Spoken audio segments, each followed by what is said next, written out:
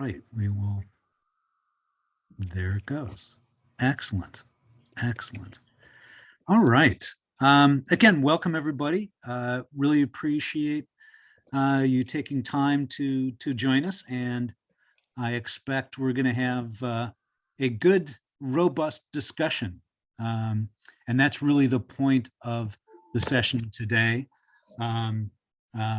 is to share our knowledge, experiences, challenges, problems that we have faced in going solar, and sort of help everybody learn and move ahead with that. My name is Jim Nail. I'm the president of Massachusetts Interfaith Power and Light, and I have been sort of in charge of our solar program since we started it back in about 2011 or 2012. I have with me our executive director, Cindy Davidson. She's been with us for a couple of months now, so still getting her feet wet, but it's great to have her on board. She's a great asset to the organization. Also joined by Maddie Barr from our solar partner, Resonant Energy. So when the technical questions come up or anybody wants to know all the details of SMART, I'm going to turn it over to her. And we'll get into that. Probably most of you know us because I'm sure most of you found out about this through the emails I sent out or our newsletter, things like that. But Massachusetts Interfaith Power and Light, we are a nonprofit with members of all different faith traditions and denominations, but really joined together by this concern about climate change and caring for creation and pursuing environmental justice. So I know many of you, your congregations are members of MassIPL. Thank you for your membership and support. If you're not, you can go to our website, massipl.org, and find out more about us. And hopefully you would be willing to talk to your parish leadership about also becoming a member. End of commercial. But now we're going to talk about solar. And I just did a big survey, and I found 129 houses of worship in Massachusetts with solar panels. And I personally have talked to about 50 of them. So it's, it's really come a long way from, again, as I said, we started our solar program about 2011, 2012. I could count the number of houses of worship with solar on the fingers of one hand. So a lot of great progress, and it's great to see so many people interested. So let's get that number way up. This number, I think I said in one of my emails, this makes Massachusetts second in the nation in terms of the number of houses of worship with solar panels, second only to California. So we're doing great. If all of you will get solar panels in the next year, we'll catch up to California. Maybe we can even beat them. That would be really cool.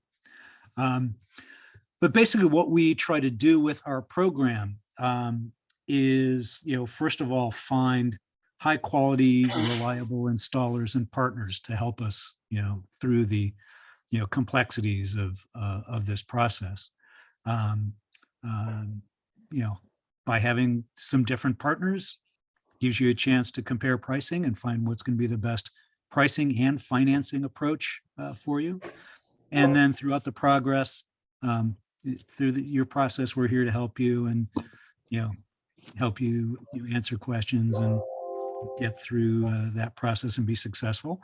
And then events like this get you all connected to each other so that you can, share your knowledge and learning and go forward and move ahead. We also have a community solar partner. This is relatively new.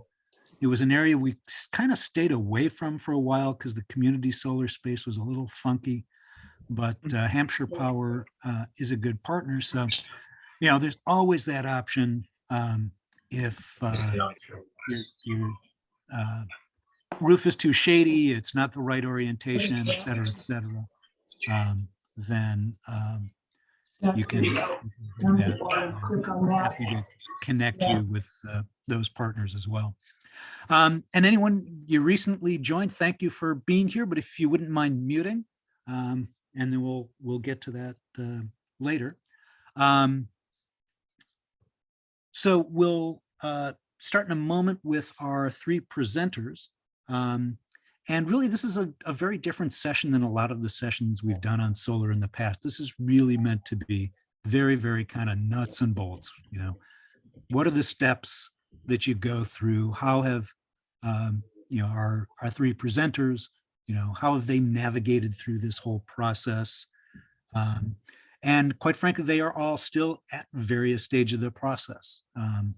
So none of them have completely gotten there and turned their system on yet. So I thought would be really helpful to hear those kinds of stories about what that process is like today. And since we have some people who have been successful and already have solar, as we get to the Q&A later, hopefully you'll have some good tips and tricks and advice for us. So feel free to chime in. So for the logistics of the Q&A, feel free to use the Q&A or the chat function at any time. Pop a question in there. I'll be keeping an eye on that. And after we have each of our presenters here tell their story, we'll go right into your questions.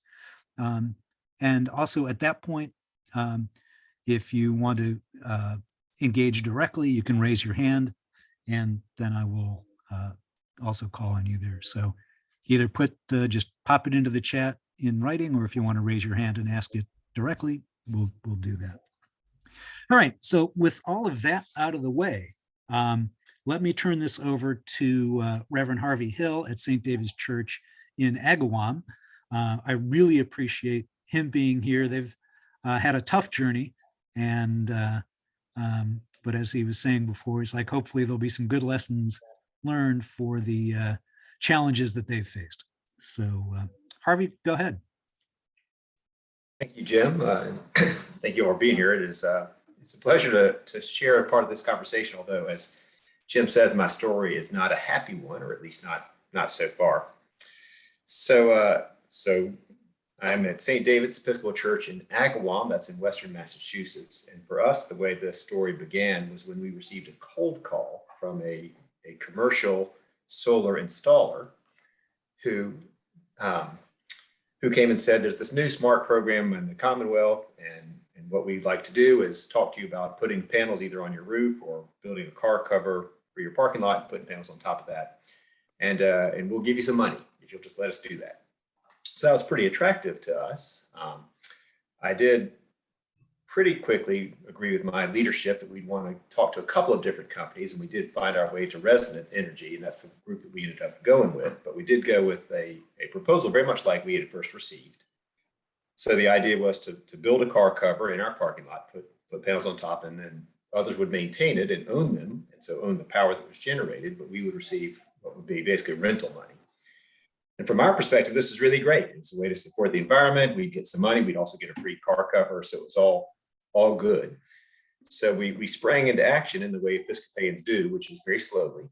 And so our leadership met and talked about it. And that took us some time, including a couple of special meetings. We tried to give the parishioners an opportunity to weigh in, and folks had various concerns of this or that. As Episcopalians, we also had to get diocesan support and agreement.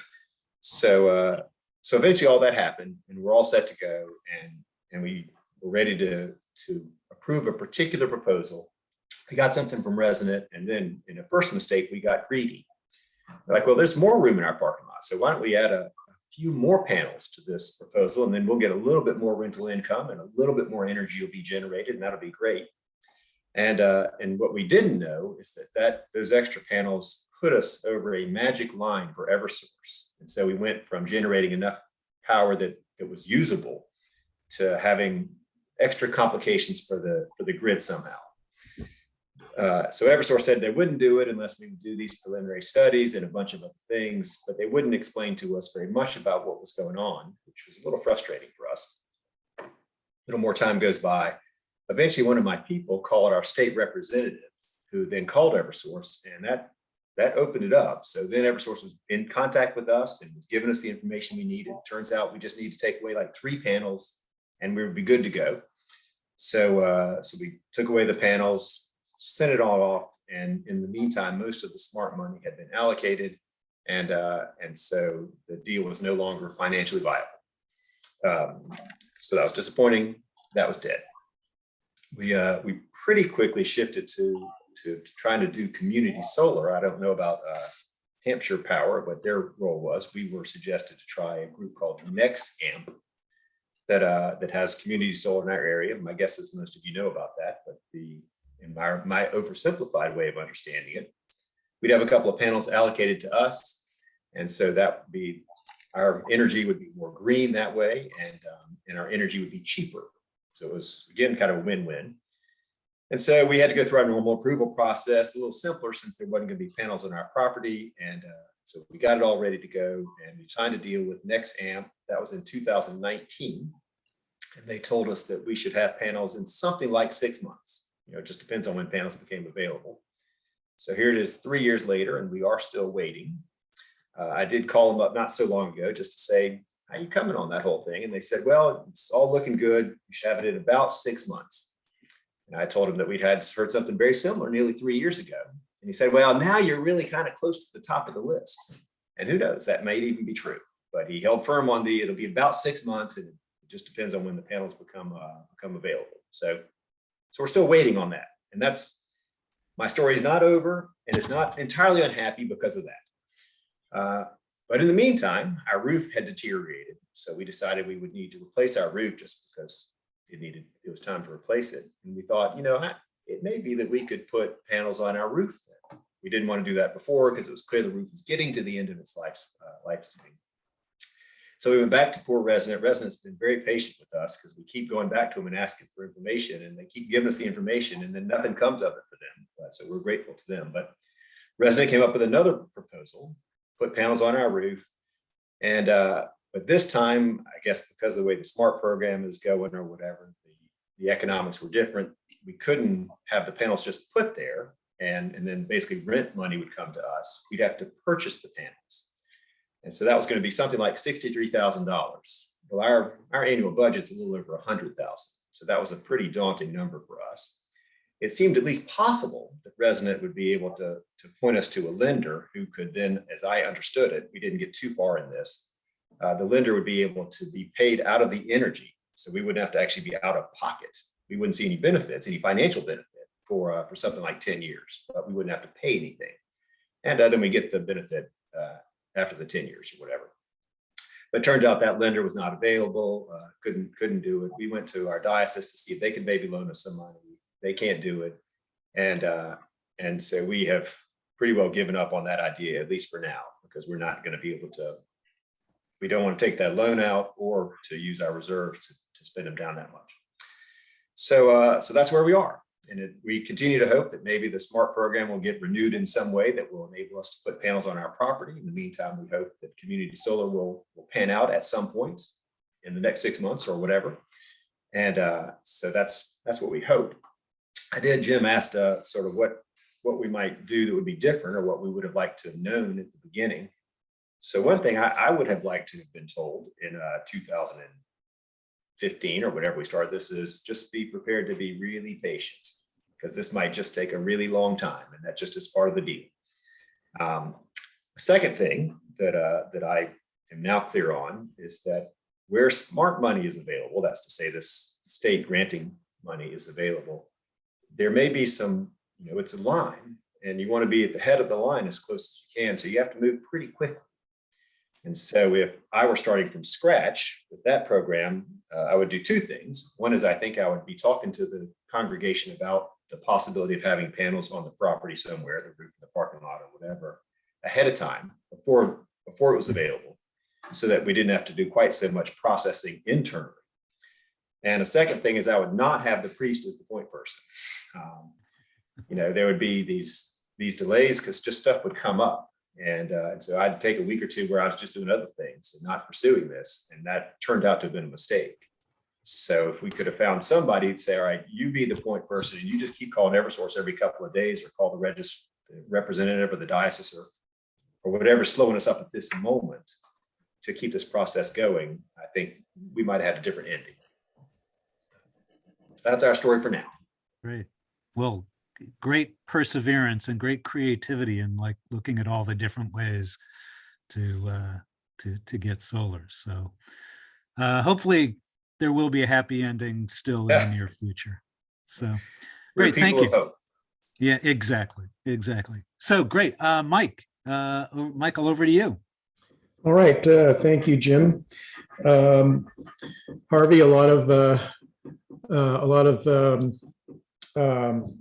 we could relate to a lot of what we heard about your situation. So at Christ Church Andover, we had made a decision years ago. Again, to Harvey's point, be patient. We decided a while ago that we were seriously interested in getting solar. Like everybody else, our main driver was environmental stewardship and creation care, but we also wanted to get plain old energy cost reduction as well. So we had both of those goals for wanting to install solar. And in our case, we have 3 buildings on our church campus. We have our church, the church itself. We have the rectory, and we have an office building. So there are 3 structures on our church campus that that are good candidates for solar. But we also have a quasi-commercial building in downtown Andover that we're also hoping to be able to put panels on.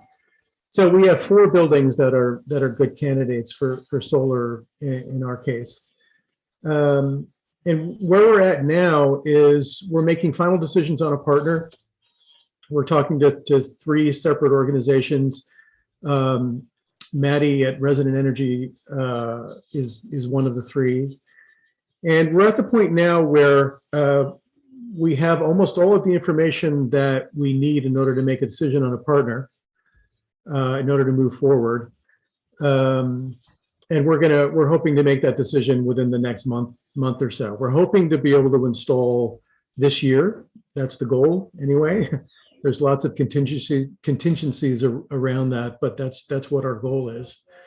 But in our case, because we also wanted to try and maximize the cost benefit of installing solar, we decided to try and go the ownership route. So there are basically 3 different ways, and Maddie and Jim, you can correct me if I'm wrong, or if there are more than these. But basically, there's Jim and Harvey talked about community solar. That's one way, being a member of an existing system. The other way is the power purchase agreement way, where you're basically just renting your roof out. There's another organization, another solar company that puts an array on one or more of your buildings, and you just get a break on your energy bill, but you don't own the array.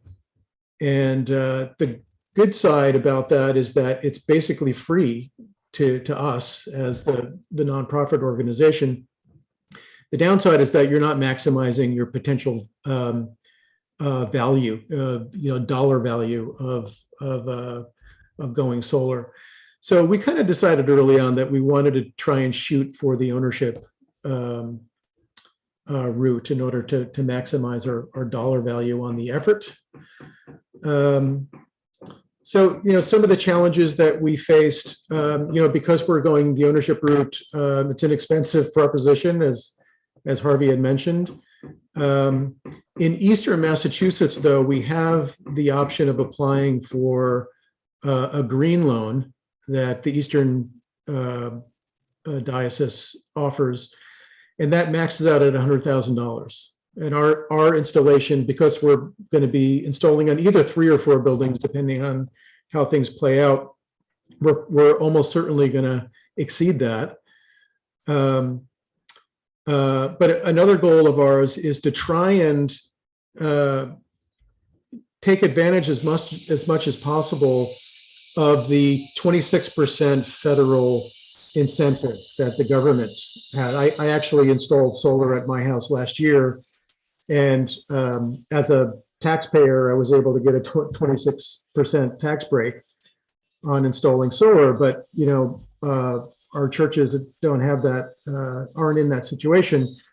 But as Maddie may or may not talk about later on, there's an organization called Collective Sun. They're based in California, and one thing that we're hoping to take advantage of is using this organization that it's very clever of them to be doing this. They technically own the solar array or arrays on your church property, and they get the 26% tax break, but they kick back 12% of that to the church or the nonprofit organization.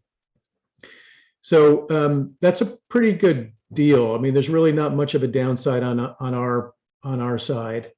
The full ownership reverts back to us after year 6, but technically the Collective Sun organization owns the array for 6 years. But the value 12% is a pretty good hit, and a pretty good benefit for us to try and go that route. Another challenge on our side was getting parish buy-in, and it wasn't a challenge because there were people in opposition to it, but it's just we're a pretty large church, and the process of getting full parish buy-in is always a challenge with mid to large sized churches. Another thing that we have to deal with in Andover is all 4 of our buildings require the Andover Preservation Society, the historical society in our town, to approve the installation. So that's another challenge that we're optimistic about, but that's something that that's still ahead of us. Again,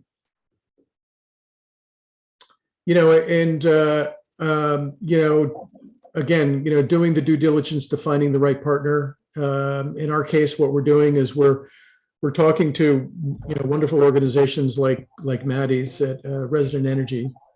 We're also talking directly to installers. So that's we're going both of those routes. No matter which way you go, you have to collect a certain amount of information that anybody's going to want to have, such as collecting your electricity bills and handing over your electricity bills to your partner, getting information about the condition of your roofs, how many years left you have on the condition of your roof. That's a major piece of information you're gonna need to have handy. Not only the roofs, but the structural capacity of your roof. Also another thing that we're dealing with is because we have this commercial building in Andover, whether it's a 3-phase electrical system versus a single-phase electrical system, it's an important thing that we're dealing with, because with a 3-phase system, we're able to move the excess energy that we're producing in excess of what that particular building needs over to our church campus, and we get a lot more of the value of the energy dollar that we're producing if we're a 3-phase system versus a single-phase system. So that's another thing that we're dealing with. Another benefit of that is that with a single-phase system, you're capped out at 10 kilowatts at any given time of electrical production. If you're a 3-phase, you're capped out at 25 kilowatts. You're able to install more panels and get more value if you have the roof space at three phase versus single phase system. So, you know, what I would do to offer advice is, as Harvey mentioned, you know, you find a champion, and hopefully that champion is not clergy at your church, because that's you know, that's not in our case, it's not a great use of our clergy's time. So we wanted to really find a champion to be able to kind of usher this through.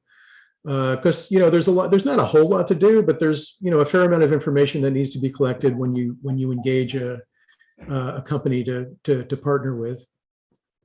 Another thing that I would highly encourage is talk to Jim.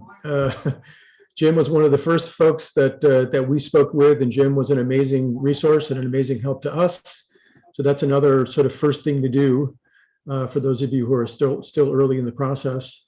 Also, you know, be aware that anybody's gonna want your recent electric bills, the condition of your roofs, probably pictures of your electrical setup, your panel and your meter. These are some of the things that anybody's gonna want you to supply to them. You know, deciding which route to take, whether it's community solar route or PPA route or ownership. That's a big, broad decision that you'll want to make probably fairly early on, and then going through the process of finding a partner. You know, in terms of financing, that's always a difficult thing to try and piece together. In our case, we're going to be applying for a green loan. It's a great deal. I think it's only something like 1.75% on the $100,000. You know, obviously you don't have to take out the whole 100,000. You know, one thing that sort of Maddie clued me onto is Community Solar, I believe, also offers a loan at a not quite as good as the green loan, but at a pretty reasonable rate. That's another option. But yeah, we're still sort of working out the financial structure of how we're going to get this paid for. Good. And I think I'm probably at time, Jim. Yeah. So I guess I'll stop there. Yeah, let me, because I know you touched on some things about, you know, roof structure and things, which I know Peter's going to talk about, so it'll be good to bring him in. But thank you for those kind words, Michael, and thank you for sharing all that. Again, a lot of work that's gone into that, and you've looked at it from a lot of different angles. So that's great. Great. Peter, tell us your story. Thank you, Jim. Introduce myself. I'm Peter Liffiton from Pilgrim Church in Sherborn, Massachusetts. Am I on? I thought yes. I thought I had speaker view on here, and it's not coming up. But okay. No, we hear you. Okay, let me say at the beginning of our project, it was really far from normal. Didn't have most of the problems you've heard about. About 7 years ago, a group at church had explored the idea of installing solar on the south-facing sanctuary roof, but it proved really too expensive, and the idea didn't really attract a lot of attention. But flash forward to 2021, and a benefactor, wishing to remain anonymous, approached our pastor, John Hudson, with a wish to make a substantial donation in lieu of leaving a bequest in his will, her will. Pastor John suggested the solar project, and the benefactor agreed. And that's all it took. I mean, you're wondering where you're going to get the money, how it's going to, that's how we got it. A solar committee was formed of enthusiastic and solar experienced church members, and the idea was pursued. I am the chair of that committee. I have recently completed a solar installation on my own house. The plan of the committee was to maximize the solar potential of the south-facing roof of the sanctuary. It almost faces due south. It's on a 40-degree pitch. It's almost perfect. Ultimately, a 101 panel system at a cost of about $89,000 was contracted for from Revolution of Burlington, Massachusetts. One of the first orders of business was to evaluate the structure of the roof, the integrity of our 1830 roof structure. And 1830 is a long way back. They did things differently. The codes have all changed. The solar company, Massachusetts licensed structural engineer, evaluated the roof and found that several structural members had to be reinforced. That work has recently been bid out and a contract let. The $19,000 cost of the additional structural work is being funded by the Memorial Endowment Committee with funds designated for that type of use. The benefactor is basically paying the entire solar system. In addition to the structural work, there were several large Norway maple trees shading the roof. They are an invasive species. Their root structure prohibits almost any kind of landscaping below. So there was very little resistance to having them removed, and that was at a modest cost of $2,500. The project actually schedule anticipates a May completion, maybe June. The project expects to generate enough energy to fully power the church property, as well as the remote parsonage, which is a colonial home about a quarter-mile away. Projections are for even more energy that under Eversource's agreements can be shared with any other user in the same service area. So the Solar Committee expects to work with the Missions Committee to identify one or more appropriate nonprofit local organizations, and we will be sharing our extra power as a mission, as part of our mission to other organizations. There were no lack of companies making proposals for the solar system. Ultimately, we closely considered 2 proposals from companies that had been in business for over a decade and gave every indication of still being in business for the 25-year life of the system. Now, the parts are almost always warranted by the manufacturer for 25 years, but labor and repair and replacement, if necessary, usually is warranted by the installer. In our project, we find that the panels are actually warranted for repair and installation by the panel manufacturer. So that just was an added bonus for the project. We found that unit cost had dropped significantly from the prior study, and panel efficiencies had improved since we last considered it. So again, the system covers more than we need. And because of our generous benefactor, we said we were going to build it anyway. We have recognized it will be important to monitor the system's performance. That monitoring, as well as determining responsibility of the ongoing solar committee, that monitoring will be the responsibility of the ongoing solar committee in conjunction with the missions committee. Because the church is buying the system, there is no opportunity for the 26% tax credit because, of course, the church doesn't pay taxes. Our benefactor's tax benefit is simply the itemized charitable donation. Had the benefactor not wished to remain anonymous, it's conceivable that he or she could have purchased the system, received the tax credit, donated the system to the church, et cetera, et cetera. It just didn't go through that way.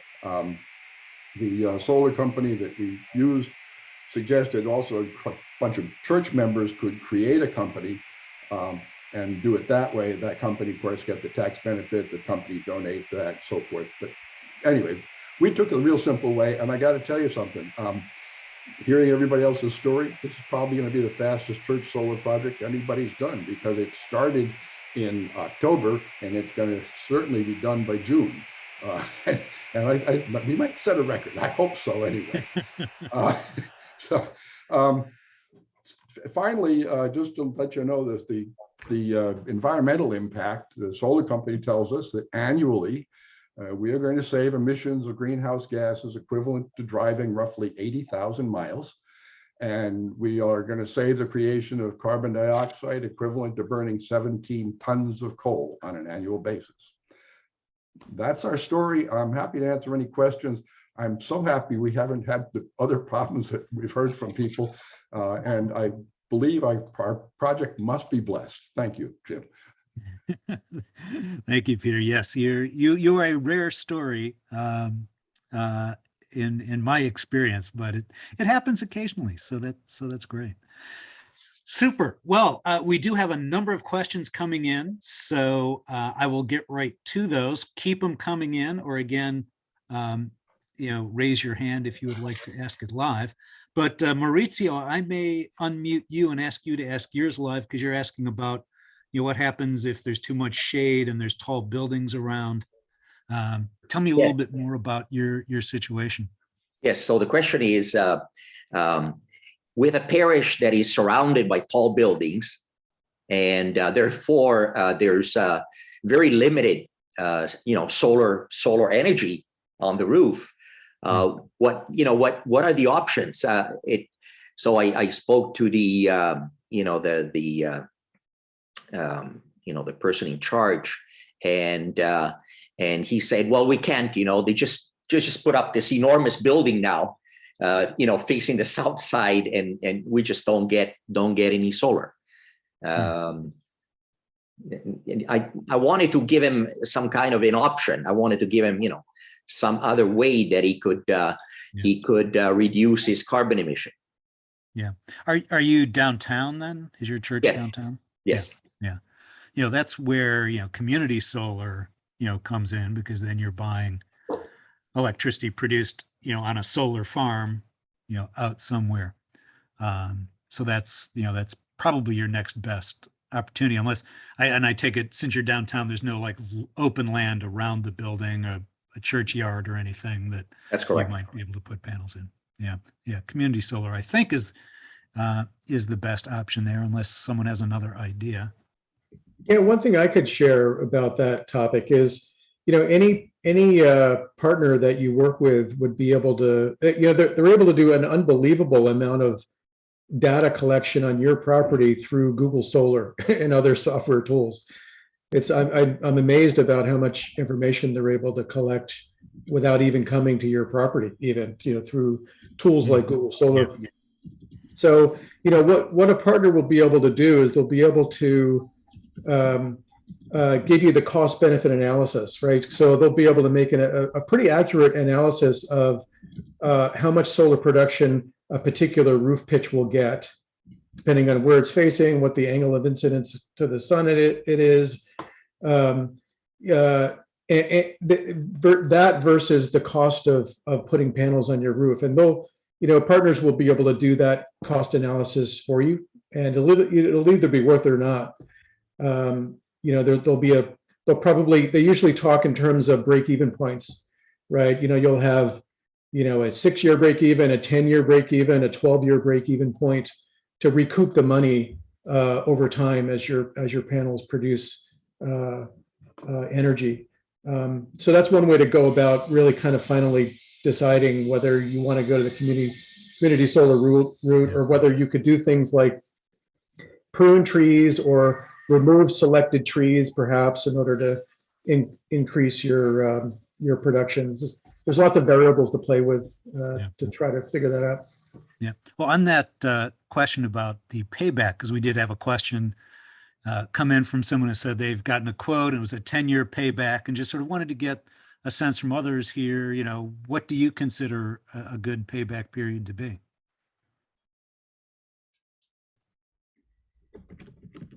And anybody who would like to unmute and speak to that would be great. But, yeah, Peter, go ahead. On my own personal system, I know I'm going to be looking at about an 8-year payback, but that was with the 26% federal tax credit. The Right. church system, if it had to be bought, probably was going to be close to an 11-year payback. We expect to save about $9,000 a year on a $100,000 system. I can speak to that too, Jim. I think typically we see for nonprofits, a sort of great case scenario is as short as a 7-year payback, up to 9 or 10 years. Probably, I would say 8 to 9 is maybe typical, with 10 and 11, being common, but a little bit on the longer end. To get that, to get something that's a 7-year payback, things that, that would probably lead to such a good return on investment would be if your roof gets excellent solar exposure, if you have a pitched roof to the south, if the system itself is relatively large, so that you also then get really good unit economics on that project as well. So those, so if the church is fairly small, not great output, it is more likely to be a longer, maybe 10 to 11 break-even year. Great. Just to clarify, when I spoke of our system, that did include the cost of the reinforcing of the roof and the taking down trees and so forth. So, I mean, without that, we were at about a 10-year payback.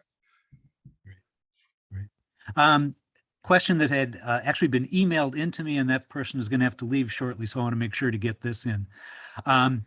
They had, I guess, been exploring it, and when they then talked to their roofer and told them they were going to do that, they said that that would, invalidate the warranty on the roof, flat roof with some sort of membrane, and and even whether they attached it to the roof or just ballasted it on top of the membrane. The roofer was like, nope, that's I'm not going to honor a warranty if you do that. Has anyone else run into that or had a way of then dealing with that objection?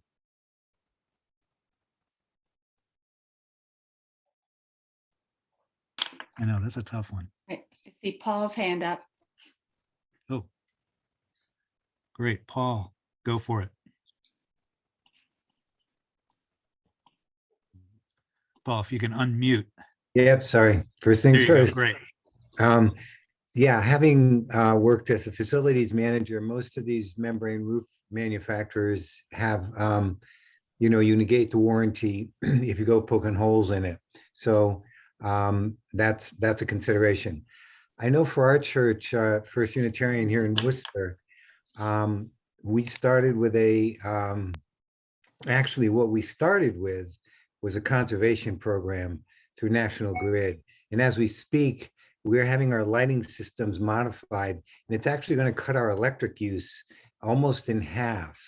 And what that does is allow you to right size your system, because now you're pitching against a lower load, and conservation is always the cheapest option.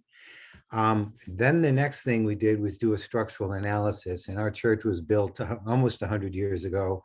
And there was the structural engineer totally discouraged adding any live load to it, especially with predictions that changing weather is going to increase the snow load design requirements for buildings in Massachusetts as we go forward. So that need to be accounted for.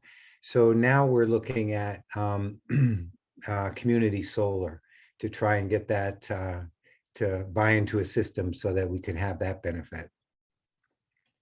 Great. Thank you. Right. And Jim, happy to speak also to the roof question, since it's a concern, a totally very reasonable concern we hear quite often from organizations. I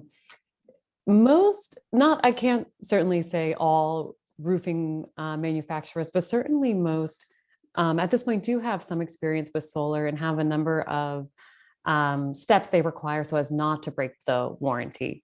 And some of those include having the roofer do a pre-inspection of the roof condition. Oftentimes, if there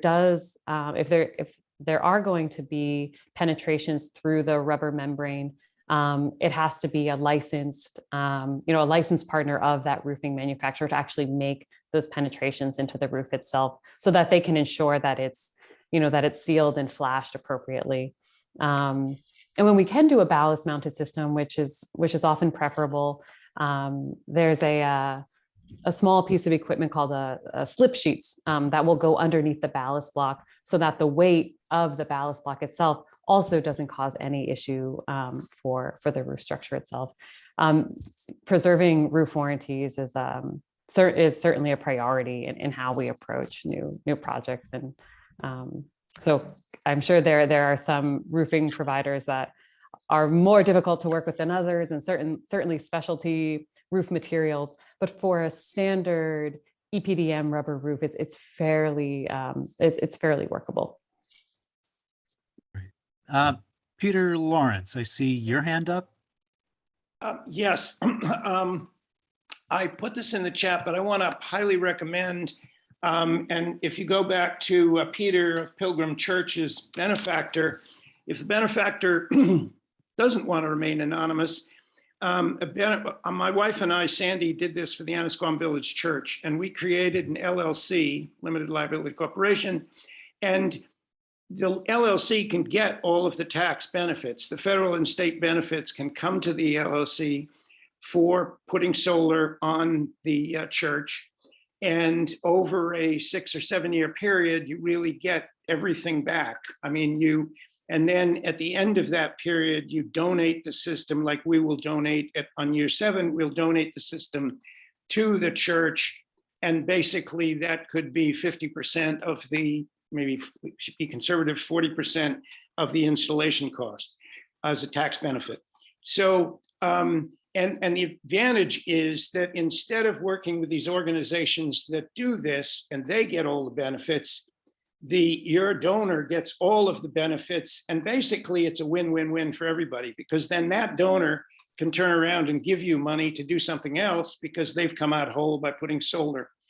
And the one other thing I would add, I'm working on a project with the Sawyer Free Library in Gloucester, and I asked a question, and I was told, so we've got a system set up to go on, and was told that if I added batteries, if we added a couple of power walls from Tesla, that would not only, we'd get smart benefits for that, but also get smart benefits for the solar being generated on the panels. But we were told that smart benefits weren't available anymore if you just put solar on a building. And that's what I heard.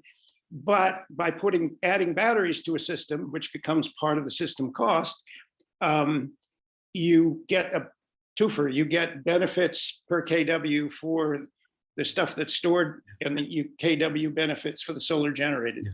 So I just Yeah. mentioned that as another opportunity. I will shut up. Okay, great, Peter. That's great. We had another question come in about batteries, and Maddie, I may ask you to, see what you're seeing in the world of batteries these days, and that's kind of a odd thing that there's no smart unless you do batteries. Is that right? No, yeah, so to speak to smart and batteries. So smart is still available. The smart program, the first iteration of the smart program, which launched at the end of 2018, so the smart, I'll actually take even one more step back, which is, so the smart is the state incentive program in Massachusetts. It fills up on a first come first served basis, and it's separated by different utility. So there's smart for Eversource East, smart for National Grid, and Eversource West, and also for different size projects. And so, Harvey, I think you sort of alluded to this in your story, but for large projects in Eversource West and National Grid, those smart incentive blocks fully filled up like the day the program opened. And so a lot of projects have been waiting for like 3 years at this point for the SMART program to get extended. So for most small projects, those blocks are still available, and there was an extension past sort of first end of the SMART period was into block, we call them block, they're capacity blocks, block 9. Those have been extended. So there is more space for projects to subscribe. But that is a fairly new update. And so, and also depending on the project size, I can understand how there might've been some different information provided about that at some point. Madeline, just a quick question. So is it possible that the reason initially we were told, no, you can't get SMART was, okay, that's all been used up, but then could there be a separate block of SMART money for solar that sort of paired with batteries? There is a battery adder. So there is a separate incentive for batteries. So that is correct. Yeah. But if this is for, I know the Sawyer Free Library in Gloucester, and it's a smallish project. That's I imagine not more than what, like 40 kilowatts or so? It's a little bigger than that. Well, it's also limited by the amount of roof space we have. So it's not on the existing, there's a major addition going on to the building. Got it. Okay. It's on, that's where a lot of the solar is on the addition. So it's a combination. Got it. Got it. Well, the smart blocks have been extended, so there should, depending on that exact project size, there's likely space, but there is also additional battery incentives under the SMART program. Thank you. And Jim, was there a question about batteries in particular, and just whether they're think it's just viable or? Yeah, just sort of the state of, are they a viable option these days? And, how many, are you seeing them commonly being paired with the solar installations, or is it still sort of the exception? It's batteries are super tricky because there's still a lot of there's not, other than potentially the Tesla Powerwall, which the last I checked has a year-long wait list to get those out. A lot of the battery configurations vary very significantly based on the building's own electrical setup, the utility service to the building. There was a question about the difference between single phase and three-phase power, which refers to the utility service going to the building. Single phase is fairly common for definitely residential and smaller, small commercial. Three phase we see, more for larger buildings with a higher electricity use or demand charges. But that also has a big impact on what kind of battery you can set up and how those will be compatible between building and utility. And then there are additional incentives. The utilities are trying to incentivize batteries. So there are these additional programs, they're called the Clean Peak program and the Demand Response program. But the technology and the software required to have your batteries sort of send energy back out to the grid at these sort of demand moments is in itself also very variable, very complex, fairly expensive. So we're not recommending batteries for most of our partners, especially if they're in an area that allows net metering that is connected to the grid, especially in Eversource, where you can sell that power back and get credited for it. We are pursuing batteries in some pilot cases where our partners, typically affordable housing organizations, are prioritizing resiliency, but it is still definitely a new landscape, and getting all of those pieces to integrate well and be compatible with each other, from the sort of the equipment itself to the software costs is complicated still. And I see Jerry's hand up there. And Jerry, I think you also asked about historic, and I definitely know we want to address historic. Yeah, thank you. First of all, I just want to thank you for holding this. It's been very informative. I have a question for Madeline, because Manny, I'm not familiar with your organization. Do you do like total project management? If we as a congregation were to come to you, what role does your organization play? And then I've got a couple other questions after you answer that. Yeah, thanks for that question. And I apologize for diving into answers before introducing myself and introducing my company. I'm Madeline Barr with Resonant Energy, as Jim kindly introduced. I'm the VP of Outreach and Sales and one of the co-founders of the company. I've personally been in the solar industry for about 10 years now. And Resonant, we're based here in Boston. We serve Massachusetts and New York. And our role, we're with you from the beginning to the end of a project. And our specialty is in construction management and project development. So in a similar way to how a general contractor for a project would bring all of the different parties together, Resonant serves that purpose for our clients. But then in addition to that, because of the complexities with solar is not just remodeling your kitchen. We also bring in custom financing. We work with a number of impact financiers and mission aligned lenders to be able to, when we do work with organizations that don't have a tax appetite, like nonprofits, are able to help offer a number of different financing pathways.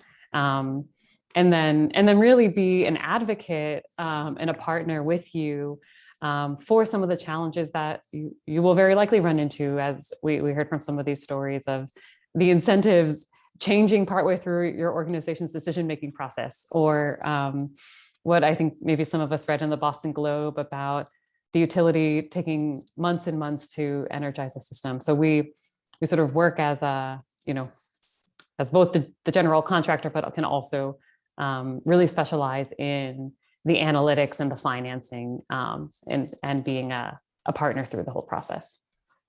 So to add on to that, so obviously, you've dealt with situations where a building is in an historic district. Ours is right in the heart of it here in Rockport. I would say we have some people who look at historic buildings as being kind of God sent, excuse my pun, but they don't want to make many exceptions to those rules. So you've got familiarity in working in those type of situations. Yes. Yeah. We've done dozens of houses of worship, and many of them similarly are in historic districts. And then I'm happy to speak to our experience with it. I imagine some organizations on this call maybe also have gone through their own historic district process, but typically what we've found is the sort of the core issue for historic district commissions is they don't want to change the look of the building. And so typically, we try to design a really nice symmetrical solar array using sleek all black modules, where you don't really see the grid lines on them like a standard module. And our team is able to put together really realistic Photoshop mock-ups for the commission to be able to see sort of what the new look of the building will be. And we can help, either hide the conduit on the interior of the building or put the other equipment, in a discrete place on the outside of the building, where the meter and the inverter and the disconnect will have to go. We can kind of hide that behind bushes. It's in my experience and interested in other people's, it's not, it's not so appropriate or socially appropriate maybe for historic district commissions to fully say no to solar these days, but we do try to work with them so that the building does, because I know it's important to congregants as well, retain the sort of character and the look of the building. So we, can work with you on creating the mock-ups and selecting the right equipment to make that so. Okay, so you do the install also? Yeah, that's right. Yeah, we'll oversee the install. Okay, can you send out your phone number? Yeah, I'll provide my contact information. Would love to follow up. Yeah, thank you. Yeah, great. I'll tell you, I've seen a number of our members deal with historic commissions, and it often comes down to the personalities on the board, quite frankly. One I can think of in particular in Stoneham, Massachusetts, the church right on the town green, totally visible. There's no way to hide panels. And that commission said, well, we'd really rather you didn't, but we can't stop you. And then just recently I was talking with another one.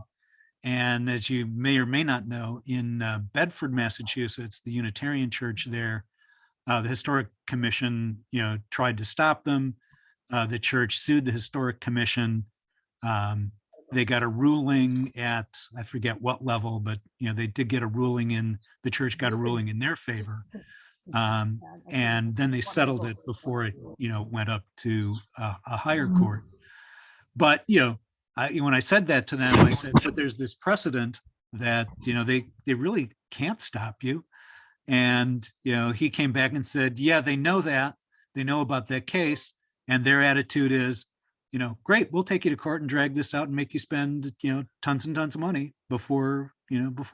We don't want it to happen. So it's a really strange mix of things. And if it's probably a good practice as early as possible when you're thinking about it to reach out to the commission, let them know what you're thinking about, hear what their concerns might be, and then as Maddie was saying, talk to them about the various ways that you can address those concerns and lower that impact. And hopefully that would result in a more favorable kind of reaction.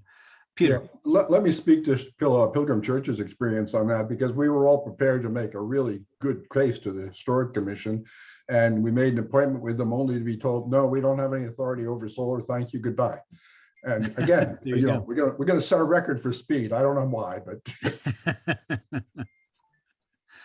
Right, right. Tom, I saw your hand up. Did you have something?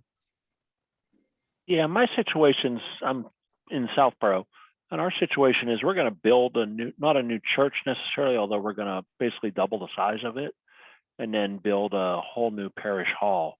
So I'm just wondering if you have special things that we should think about as we move from the general design into the construction drawing and construction over the next couple of years. What Yeah. a perfect opportunity. Yeah, I can give a sort of short answer, but we should talk more about that offline.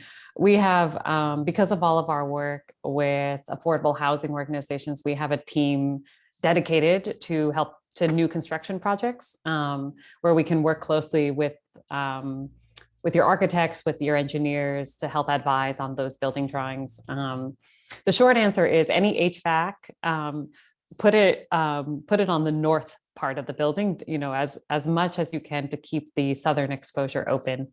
And to have, it's also, your solar array will be a much more cost-effective project if, if there's like a very clear rectangle, if it doesn't have to sort of snake through other vents or skylights. Or even talking about what kind of HVAC to put in. Okay. So early stage. Definitely heat pump. And Tom, I'd love to talk to you offline about that, but solar and heat pump, great combination, great way to get to zero carbon. Right. I second that. Yeah, but we can speak more, and I'd be happy to put you in touch with our new construction team. And, with a relatively new building, you can make sure to construct the building with, really deep insulation, very, good air sealing to minimize the heating and cooling load to start with.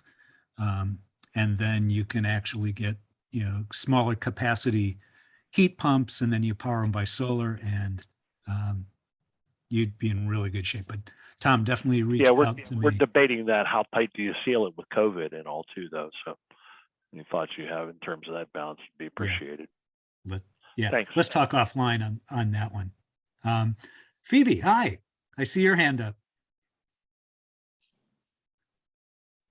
There we go. Sorry, I had to put my big finger there to unmute myself.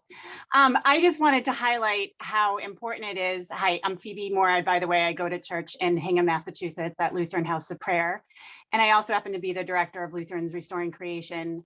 And I just want to highlight how important it is to have people you trust to get information from. So I really appreciate Jim Nail presenting this, but also bringing in Maddie at Resonant. I have to admit, we haven't been able to work with Resonant yet, but it means a lot to me that Maddie happens to be at the helm there. She was the one that helped me get my first electric car over a decade ago before she got into solar.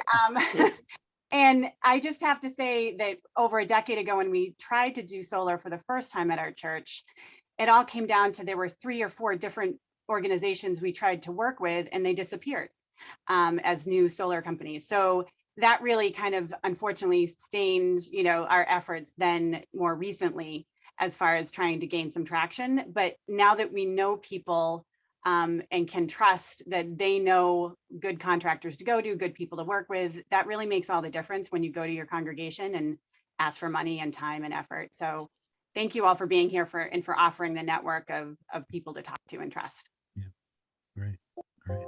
I know we're a little after 9. I'm getting some questions that are comments that people have to leave. So if you have to leave, great. Thank you for coming. I'm willing to stay, as long as there are questions and anyone who wants to stay. I'm going to put my email in the chat as well, and you can follow up with me and any other additional follow-up questions. And then I say, Mark, you've had your hand up for a little while. Yeah, I'm out in Western Massachusetts in Greenfield.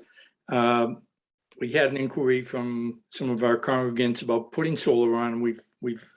I've talked to two different companies, one out in our region here, and they gave me the cost of installing and us owning the system, and that was a fairly big number, $78,000 or so, 54 panel system. So I started to do some other exploration, talked to a company in Boston, and they proposed a PPA approach. And so we went down that route a little bit, and I have a preliminary proposal from them.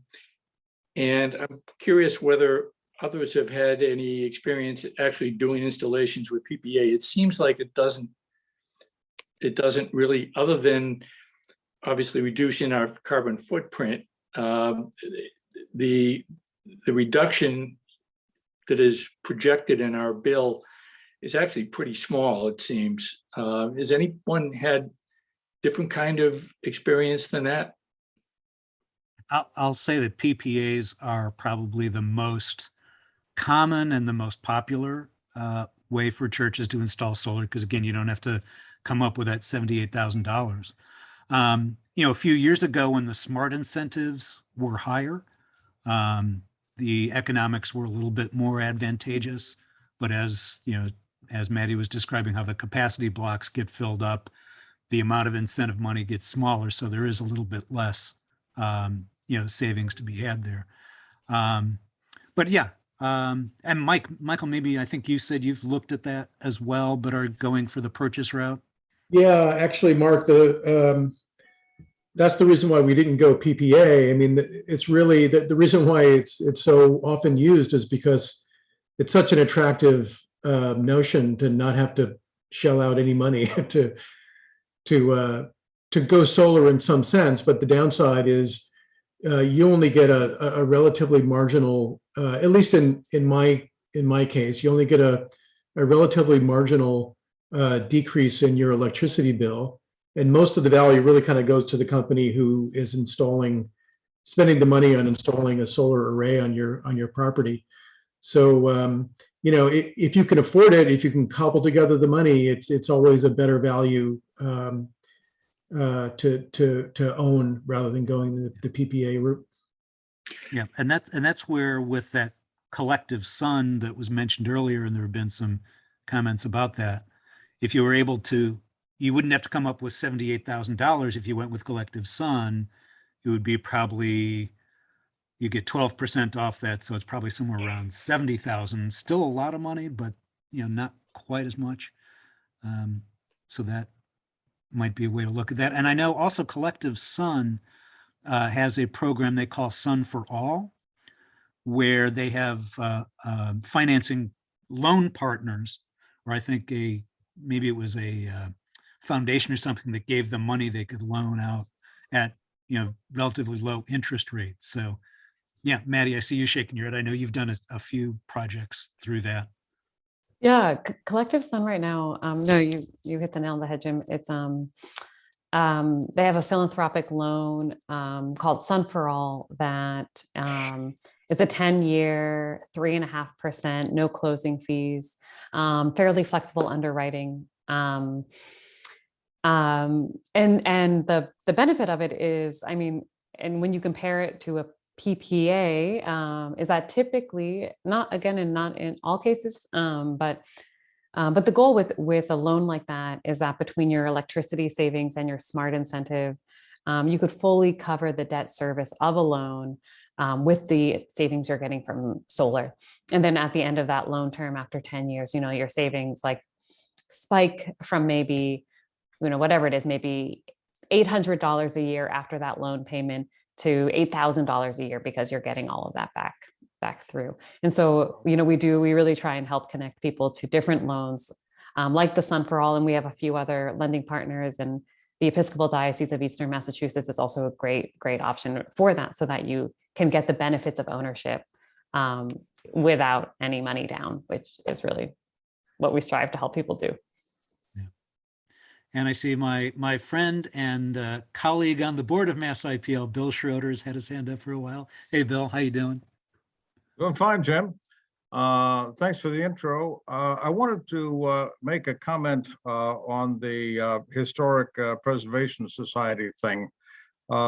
Besides my work with MassIPL, I'm also a member of South Church in Andover, a neighbor of Michael's, just across the street.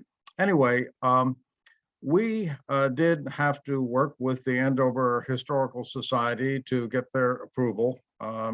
Or at least we went through that process and they approved it. And this was about 12 years ago, so it was kind of new for them. They hadn't really dealt with solar on houses of worship before.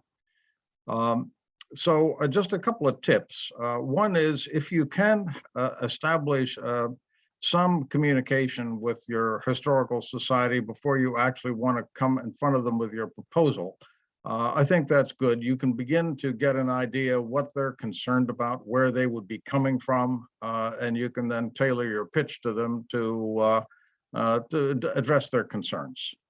Also, the idea that Madeline suggested about having a photoshopped picture that shows what you've got in mind.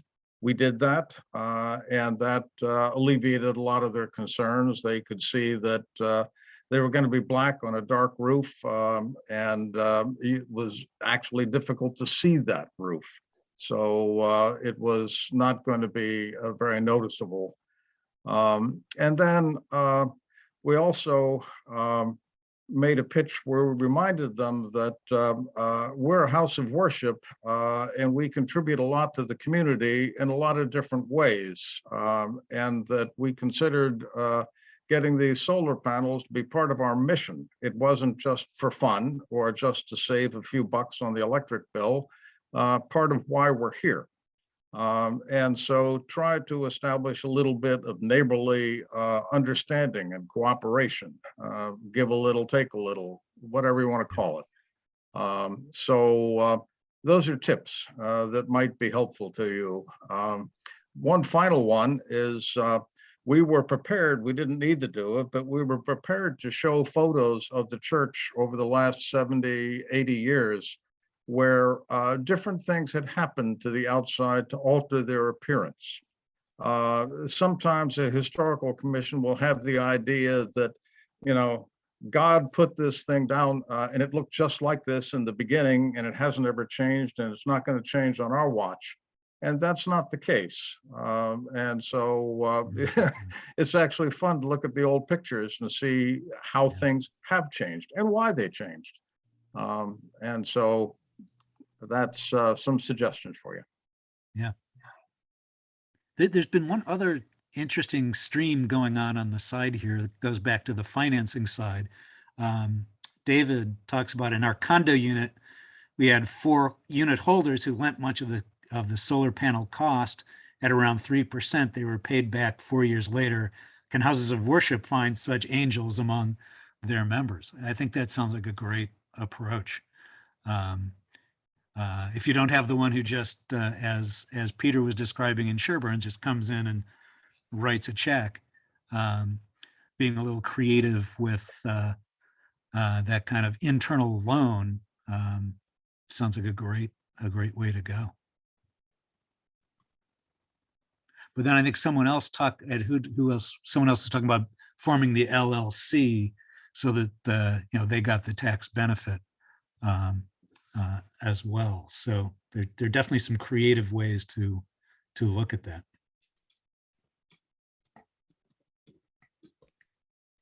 And Harvey, thank you. I know you've got to run. You've probably got real work to do since it's coming up on Easter. So thank you very much for being here. Really appreciate it. Thanks. Bye-bye. And Jim, I have to take off as well, I'm afraid. Okay. No worries. No worries. Appreciate the time. Thanks all. Nice to chat with you. Yeah. Yeah. One last one here that just came in. Is there any advantage with houses of worship who are physically near each other working together to get solar? And I think, yeah, that would be, great. Because it may be the case that if one has some excess, they could share it with another one. And that's what Michael was talking about potentially. And Peter was talking about. But also, this is, Maddie, something we've talked about on occasion, is if we can get, a few projects on sort of the same time frame, does that help you out, and are you able to help, a little bit on, pricing and things like that? Yeah, it's a good question. And I think there's a few different ways of answering it pop into my mind, which is that there definitely is some economies of scale with having a bunch of projects close to each other that are all moving forward around the same time. We did pilot something like this with Pete Kane, I believe it was Pete Kane out of Westwood. There were 4 houses of worship in Westwood that all went solar around the same time. First Baptist Westwood, First Parish. St. John's. St. John's, yeah, and Temple Beth David. As part of this, we were calling it the Westwood Interfaith Solar Campaign. And I'll give the sort of short story of it. I think it worked really well, I think, for the momentum, that I think each of the organizations felt more committed to the project, and there was more momentum in getting buy-in from their other board members to move forward with solar because there was this neighborhood approach to it. Even though I had my first conversation with all of them at the same time, each organization still moved forward at very different rates. So even though there was this momentum altogether, each one had sort of different specific challenges that had to be overcome, that, and some made decisions faster than others. So they did all move forward with solar, and it is a success story. But it's I would say not like, it is not sort of definitely, it's not a 100% like economies of scale gain, because each organization will move at their own timeline. But that to say is like, I'd love to talk more about it and see if we can, knowing some of the challenges we did find in this earlier pilot, how we could maybe make it work so that we could deliver better discounts, or like some upfront discount for organizations who do want to go forward as a cohort. Great. I think, people are going on. They've got other things going on. I've actually got something else at 2:30, but I think we covered an awful lot of territory. I hope this was helpful to everybody. I've gotten some nice comments in the chat, so thank you.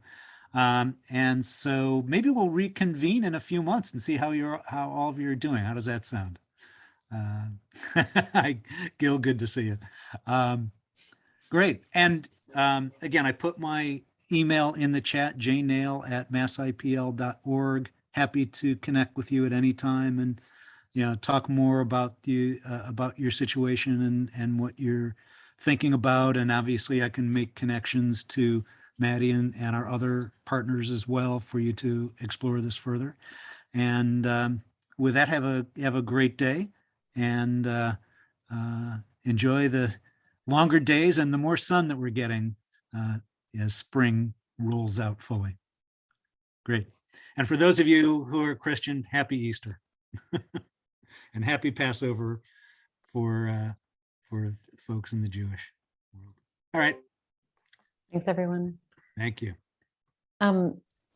Jim, I think when you close the Zoom, the chat disappears, or were you able to save the chat so we have those questions?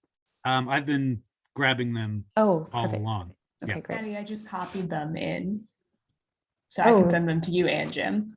Thanks, Rachel. Perfect. Thank you, Rachel. All right. I'm going to sign off too. Thanks for organizing this, Jim, and nice to see everybody. Welcome. Thank you, Maddie. Appreciate it. Yeah. Goodbye, all. Bye.